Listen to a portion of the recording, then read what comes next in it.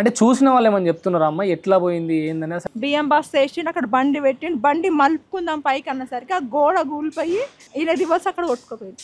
అప్పుడు పోయినప్పుడు కొన్నే నీళ్ళు వచ్చిన బాబు పోయినప్పుడు గోడ కూలి ఆ బండి అక్కడ పడిపోయింది.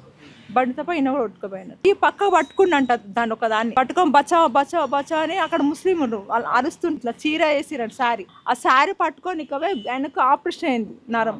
ఆ గ్రిప్పు దొరకలేదు, ఆ గ్రిప్పు దొరకక కొట్టుకుపోయినారు. హైడ్రా కమిషనర్ ఏవి రంగనాథ్ గారు చెప్పినటువంటి ప్రకారంగా ఈ హైడ్రా ఏరియాలో అనధికారిక నిర్మాణాలు, అక్కడ ఇల్లులు కట్టడం, వాటి వల్ల సహజ నీటి ప్రవాహం మలుపు తిరగడం జరిగింది అని చెప్తా ఉన్నారు. నా క్వశ్చన్ ఏంటంటే, ఇలాంటి ప్లేసెస్ లో ఇల్లులు కట్టడానికి పర్మిషన్ ఇచ్చింది ప్రభుత్వ అధికారులు కాదా?